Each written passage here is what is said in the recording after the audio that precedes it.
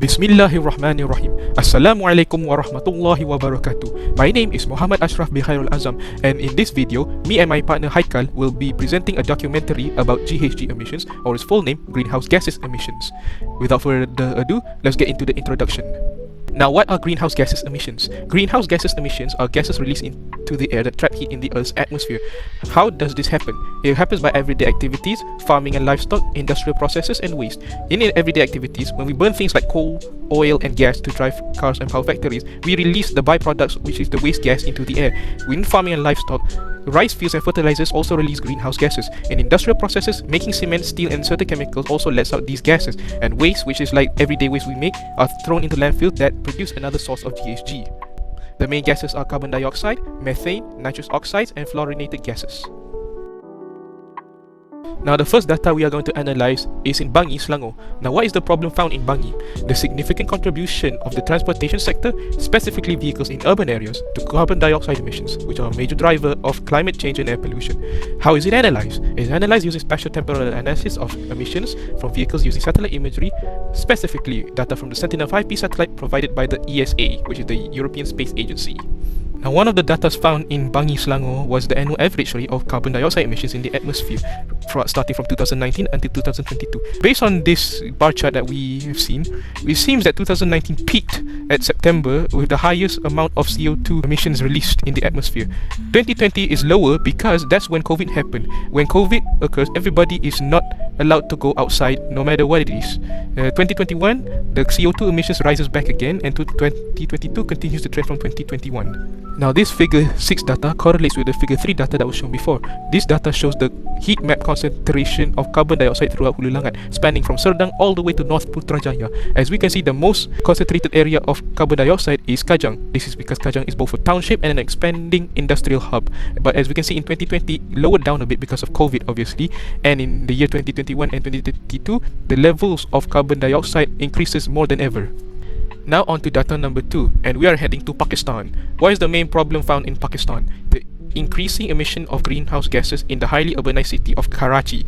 How is it analyzed? Using the IDW interpolation method, or its full name, the inverse distance weighted. This study uses IDW to highlight the emission of greenhouse gases in 10 different sites in Karachi. Now, in the second slide, it shows the table containing GHG parameters, which are carbon dioxide, carbon monoxide, nitrogen oxide, and sulfur dioxide, from figure 2 to figure 5, but we are going to focusing on CO2 emission first. As you can see, these are 10 sites that has been scouted, which is Suparko, Site Area, Narimabad, Karimabad, Civic Centre, Baloch Colony, Korangi, Clifton, Chundriga Road, and Garden Police HQ. What can we observe from this figure? We can observe that areas like Baloch Colony and Site Area are actually very urbanized, contributing to high values of particulate per million in the city of Karachi, while areas like Suparko and Chundriga Road are less likely to emit high concentrations of particulate matter.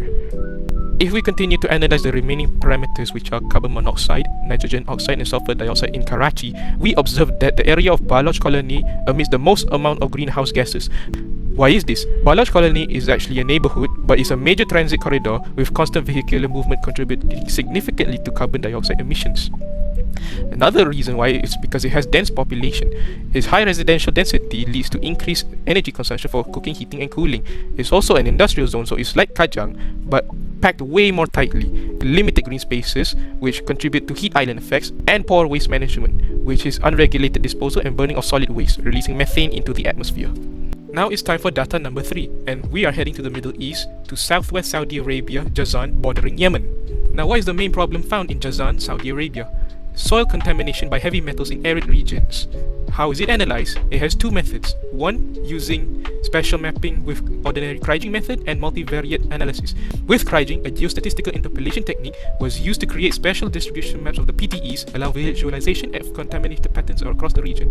Multivariate analysis, principal component analysis, or PCA, and cluster analysis were conducted to identify patterns, group similar sites, and infer potential sources of contamination. Now, in this table, it shows the type of heavy metals that is currently contaminating the city of Jazan in Saudi Arabia. There are 9 heavy metals, which are arsenic, cobalt, chromium, copper, iron, nickel, lead, vanadium, and zinc. Now in this slide, it analyzes the concentrations of arsenic and cobalt contamination, and if you drive deeper into the desert, the concentration gets higher, but if you go to the coastal areas, the concentration is much lower. This can be the same said for copper concentrations, iron and nickel, but not chromium, lead, vanadium and zinc. This is because they are known to be nature's blue carbon sinks. They absorb a lot of carbon dioxide from the atmosphere through photosynthesis, and they store a lot of sediments. They are known to be low disturbance zones as well, so the carbon stays buried, and it filters nutrients, which reduces methane and uses the nitrous oxides from the atmosphere to filter the nutrients and the organic waste before it reaches open waters. Now, despite the natural blue carbon sink, while those four elements are still present in coastal areas, they have two factors which are natural and anthropogenic. Now, what are its natural factors? Its geological composition. Jazan's coastline contains mineral-rich sediments that naturally harbor trace metals, and its river and sediment transport. Rivers and wadis carry eroded materials from inland areas depositing metals into coastal zone. Now, what are anthropogenic sources? As we know, Saudi Arabia is a major hub for oil refining, so Jazan actually holds a lot of oil refineries and petrochemical industries. Now that's all from me. I'll hand it over to my partner Haikal, where he will be continuing with this documentary. Thank you. Right, thank you Ashraf for explaining your data from three documents, and right now we're moving on to my part, which is I will explain to you guys and present to you guys my data from three other documents. So without further ado, let's dive right into it. So for the first document that I would like to present to you guys is from mapping of greenhouse gases concentration in Pasir Gudang, Tanjung Langsat urban area. So let's get into it. Alright, we start off with the rising greenhouse gas emission from increased fossil fuel use in manufacturing driven by population growth are a serious concern. This article highlights NIFA 40, a drone-based system which is UAV that maps and visualize 3D air pollution data in real time to monitor GHG concentration in industrial areas. To ensure accurate results, portable detectors are also used on the ground to calibrate and validate the drone measurement. That is what we call it the portable detector. So as you can see right now on the screen that we have the whole location of the Pasir Gudang Tanjung Langsat area. In this area, you can see that there are multiple industries such as light industry, medium industry, heavy industry, and residential areas. It also highlights the UAV pathway, which is on the blue and red line, blue and red area. Okay, right now on the screen, I show you a table that summarizing the mean and standard deviation of each monitored gas across the different area types. And for my observation, concentration of CO2 recorded the highest in the residential area, while the others has recorded the highest in the light industry area. And this will be explained on the next slide.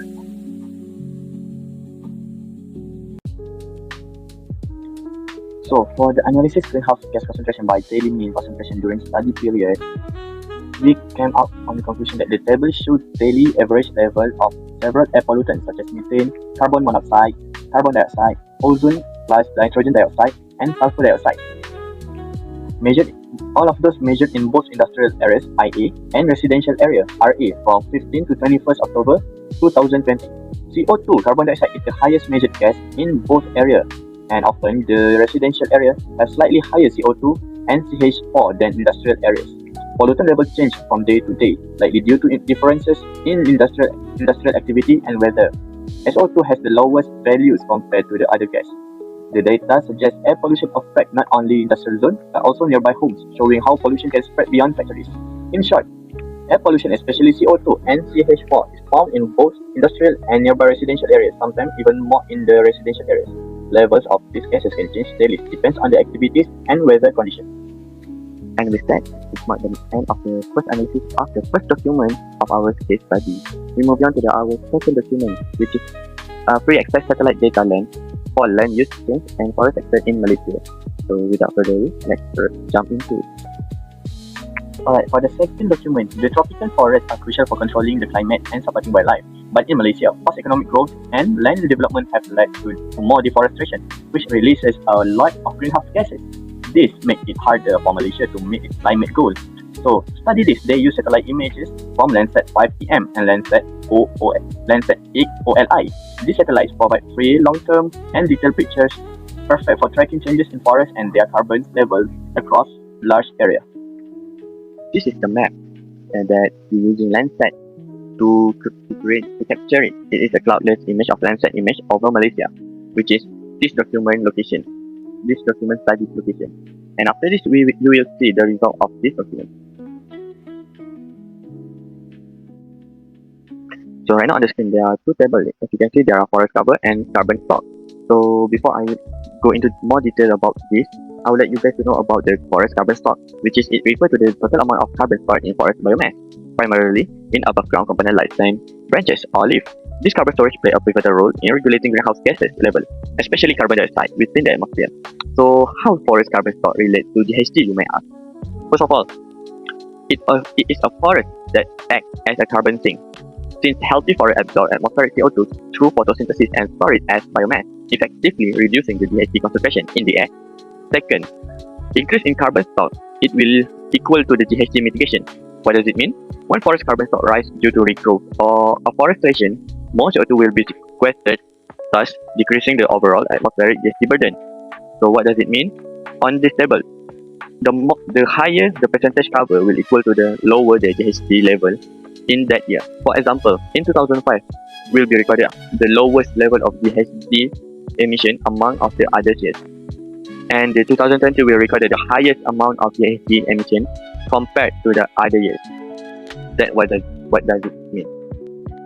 So on this slide, you will see that CO2 emission of forest land remaining forest land among the three parts, which is Peninsular Malaysia, Sabah, and Sarawak. Based on the data that I present to you guys right now on the screen, some regions like Peninsular Malaysia and Sarawak have shifted from net CO2 removal to net emission in the most recent years, meaning more CO2 is being released than absorbed, aka there is less forest cover in Peninsular Malaysia and Sabah Sarawak than in Sabah. Since Sabah improved in CO2 removal over time, these changes highlight the importance of forest management and monitoring to reduce emissions and enhance carbon sequestration. And finally, we reach our final journal, which is detecting special pattern of peatland greenhouse gas sink and sources with geospatial environmental and remote sensing data in Finland. So without further ado, let's get into it.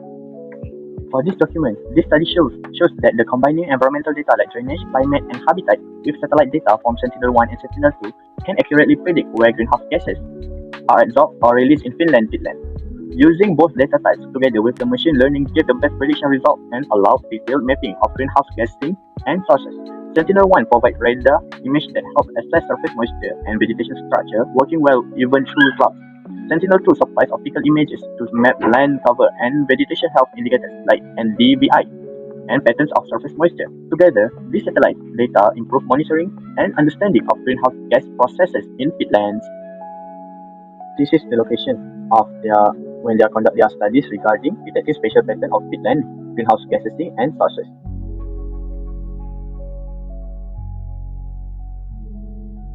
Alright, in this slide I would like to talk about on 4 points, which is best performance, environmental data alone, remote sensing alone, and stability. So for the best performance, it is a combined model which consists of a combination of environmental plus satellite data. This module uses both environmental info and satellite image and has the highest accuracy. It scored 0.845 in predicting where peatland absorb or release greenhouse gases, which is good. This method is the most reliable for making this prediction.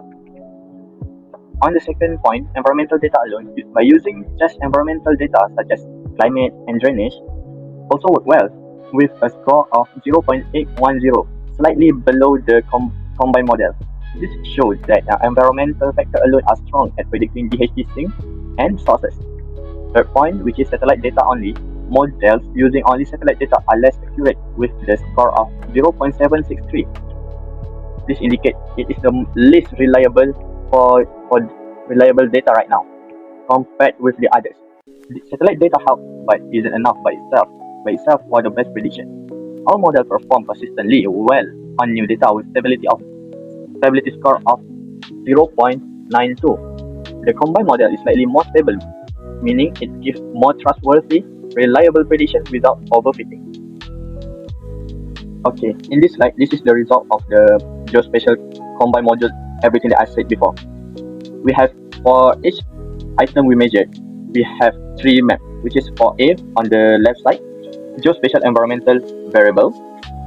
B, we do the remote sensing variable, and lastly C, both spatial environmental and remote sensing variable, which is combined both A and B. And as you can see right now on the map, there are black dots, right? The black dot represent the measurement site of items, of our items. So right now, on all three map regions consistently identify the central and southern region of Finland as having the highest chances of being methane sink. There are also a smaller possible sink areas in the northwest since there are black dots there. Alright, same as before. For CH4, which is methane, and when we look all three models, they consistently identify the northwest and southern region of Finland as primary CH4 emission hotspot. This area often corresponds to a region where peatlands have been drained or otherwise modified. And same goes as CO2 sink. When we look at the CO2 sink, we can identify that northwest, south, and east region can be identified as a primary CO2 emission hotspot since the accumulation of black dots there is quite high. For the CO2 source, environmental data models and combined model predict that the western, middle, and southern region of Finland are the main CO2 source areas. Remote sensing only models show CO2 sources are more widely spread, extending further north than the other approach.